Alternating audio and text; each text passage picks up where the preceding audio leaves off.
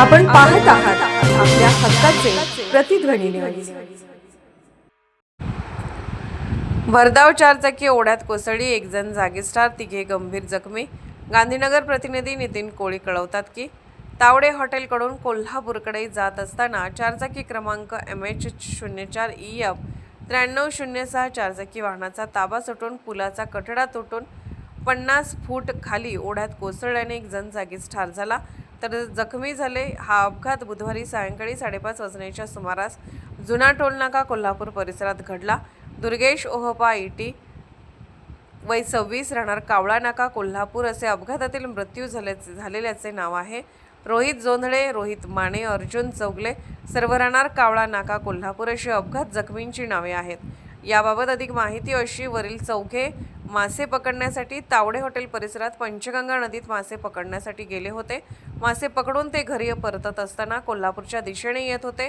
जुना टोल नाका परिसरात वाहन भरधाव वेगाने जात असताना चालकाचे नियंत्रण सुटले आणि गाडी थेट रस्त्याच्या कडेला असलेल्या बॅरिकेड तोडून ती 50 फूट खोल असणाऱ्या ओढ्यात कोसळली।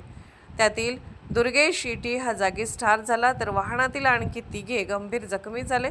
अपघात इतका भीषण होता की वाहनाचा अक्षरशः चुराडा झाला। अपघातानंतर परिसरात बघ्यांनी मोठी गर्दी केली। तावडे हॉटेल ते कोल्हापूर रस्त्यावर वाहनांची प्रचंड गर्दी झाली।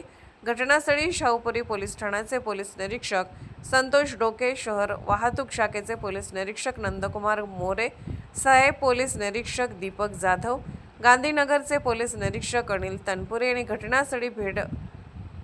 घटनास्थळी धाव घेऊन जखमींना खासगी रुग्णालयात पाठवण्यात आले। त्यापैकी एकाची प्रकृती गंभीर असल्याचे समजते। पोलिसांनी अपघात स्थळाची पाहणी करून पंचनामा केला। दरम्यान अपघाताची बातमी समजताच नागरिकांनी घटनास्थळी मोठी गर्दी केली। अपघातग्रस्त वाहन पाहण्यासाठी आणि मदतीसाठी जमलेल्या लोकांमुळे काही काळ वाहतुकीची कोंडी निर्माण झाली होती। पोलिसांनी तात्काळ वाहतूक नियंत्रण करण्यासाठी प्रयत्न केले।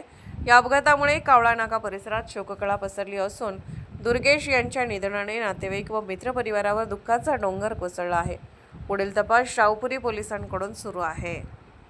आपण पाहत आहात प्रतिध्वनी चॅनल। अशाच बातम्या पाहण्यासाठी आमच्या चॅनलला सबस्क्राइब करा आणि बेल आयकॉनवर क्लिक करा।